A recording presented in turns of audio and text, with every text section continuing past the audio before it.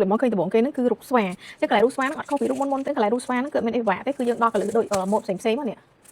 chẳng á đo thấy nhưng cặp quanh chẳng tới ok chẳng cái này như cái mình cà ở pi nó cứ xâm hẹp lên đo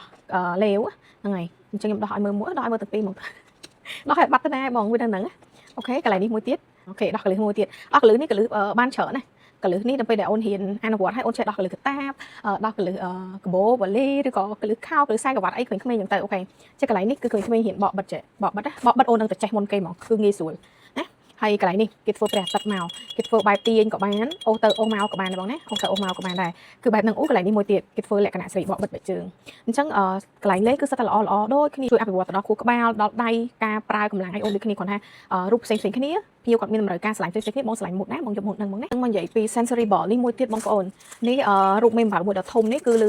ប្រោចឹងទៅក្មេងៗគាត់អាចរៀនសម្រាប់ស្លាប់នេះបានឬក៏អូនរៀនចេះតិចទៀតគឺអូនរៀនរូតបងណានេះគឺរៀនរូតបែបហ្នឹងហើយយើងចូលទៅមកជ្រុងទៀតរៀនដោះកលឹះកតាបនេះសេរីកលឹះកតាបកលឹះកបោបអីចឹងទៅមកជ្រុងទៀតនេះគឺរៀនបកបិទណាបកបិទគឺចេញខ្មុំចឹងទៅ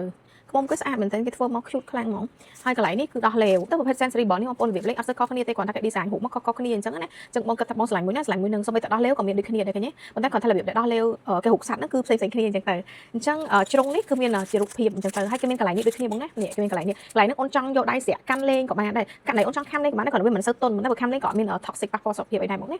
ហើយសម្រាប់ប្រភេទនេះយើងបិទហើយយើងដាក់ចូលវិញមក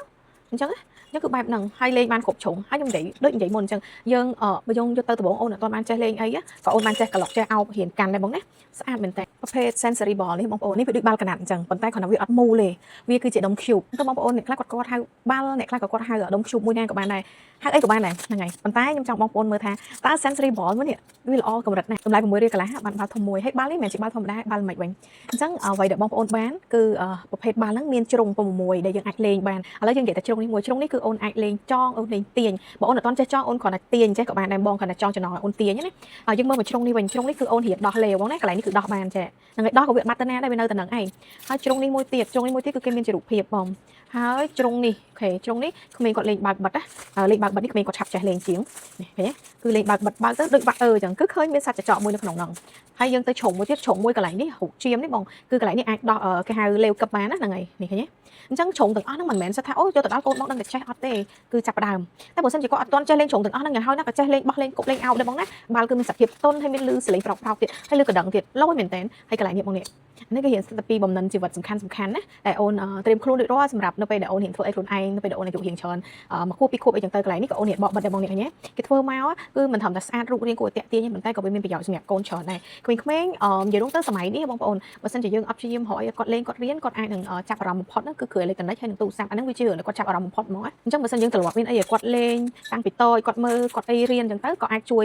មួយផ្នែកដើម្បីជំរុញទៅដល់ការលូតលាស់របស់អូនដែរហើយមិនមែនមានតែមួយម៉ូដនេះទេបងមានច្រើនម៉ូដ